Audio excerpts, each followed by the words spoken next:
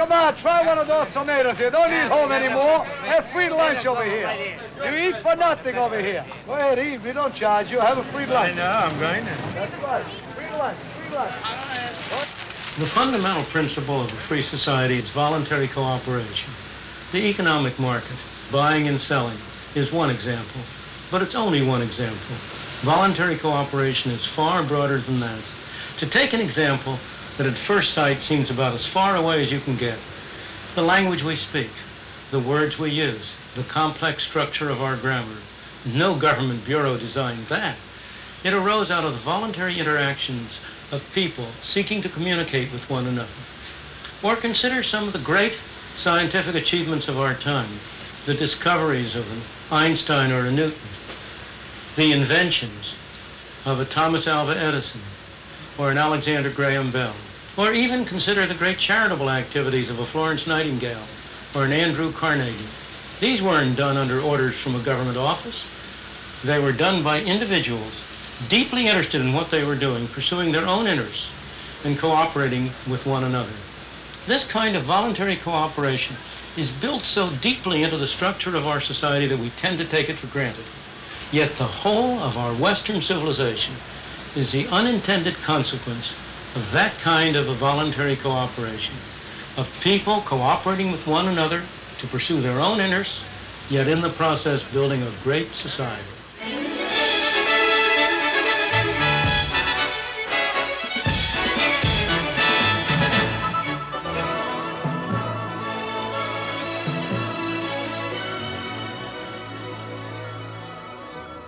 And here at the Harper Library in the University of Chicago, our distinguished guests have their own ideas too. So let's join them now. It seemed to me he was saying that the golden age for America, when it was truly a land of opportunity, was the late 19th, early 20th century. No regulations, no permits, no red tape.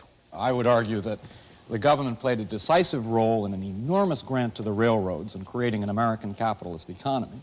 And secondly, if you go back to that golden age, you find that the government constantly intervened in a rather characteristic way. It used troops against strikers. American labor history has been the most violent, bloody class struggle anywhere in the world. And the government, up until 1932, the law, the courts, the society, always sided with business, always sided against working people. Therefore, I would argue that both economically and in terms of repressing the attempts of people to assert their freedom, government prior to the rise of the welfare state in this country was more or less owned by business. Milton Friedman. Michael Harrington is seeing the hole in the barn door, and he's not looking at the barn door itself. The plain fact is, during the whole of that period, while government did intervene from time to time, and mostly to do harm, I agree with him that government intervention was, in the main, not a good thing, tariffs, for example.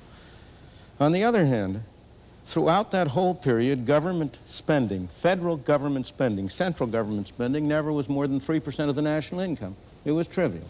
The land grants to the railroads were a minor factor. I don't approve of them. I'm not saying they were a good thing, but they were a very minor factor. One has to have a sense of proportion, and that goes to the whole discussion. I am not an anarchist. I am not in favor of eliminating government. I believe we need a government. But we need a government that sets a framework and rules within which individuals, pursuing their own objectives, can work together and cooperate together. And they work together and cooperate together not only in economic areas. I want to hold you for a moment, though, to that golden age theory, that we were best when we were regulated least in the late 19th and early 20th century, because remember, the sweatshop analogy comes out of there, sure, when there was no attempt to restrict hours of work or to regulate working conditions. Now, is that a view you accept of that period? Well, I think it's necessary to contrast it with what's happened in the interim. I don't see how we can talk about that without comparing it with the interim period. Now, you talked earlier about the fact that during the last 50 years, we had squandered some of our inheritance of freedom. Absolutely. And I believe during the last 50 years, we really have improved our freedom. I spent over half that time working for one of the world's largest industrial companies, the DuPont Company, deeply involved with the launching of new ventures, and got to know the free enterprise system well and have a very healthy respect for it. But during that interval, and particularly during the last few years, when I've been more involved with government and with environmental matters, I have become convinced that our freedom was improved when the people are allowed to add to their freedom in the marketplace the freedom for voting with their dollars in the marketplace, the freedom to vote with their ballots in the polling place, to put some restraints on the excesses of the marketplace, particularly when you're concerned with such things as the long-term impact on our health from the pollution of our environment, the introduction of carcinogenic materials, or the irradiation of our people with nuclear products. What about putting some restraints on the excesses of government? Hasn't that become an ever more serious problem? How is it that a government of the people, supposedly, does things which a very large fraction of the people would really prefer not to have done, such as overtax them, overgovern them, overregulate them? I think you're looking, again, at one side and not the other. And of course, I agree we have to look at what's happened in the interim. We're better off than we were 50 years ago. Never would deny that. But we stand on the shoulders of the people who went before. We have to look at how much they achieved from where they started.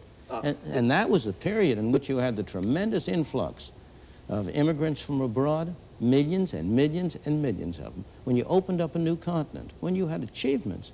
Milton, are you saying, though, that there's any sense in which you'd rather go back to those circumstances where there are no regulations of factory work, no hours, limitations on hours of work? Do you want to return to that, or do you just say that was a stepping stone to where we are now? It depends on what you mean by circumstances. I don't want to have to go back to using a horse and buggy instead of an automobile. But I would prefer to go back to the kinds of governmental regulations or absence of regulations, the greater degree of freedom which was given to individuals to pursue one activity or another, which prevailed then than which prevails now. I think that really our industrial leaders have been dragged into the future screaming. They resisted the child labor laws, they resisted Social Security, labor unions, and now the environmental movement. Once the government forced them to pay attention to those by the voting of the people on the ballot box and in the polling place, then the industrial leaders, business leaders, paid attention to those rules and have done a good job in most cases of abiding by them. Excuse me. Bob Galvin is an industrialist. Now, come on, is that a fair statement?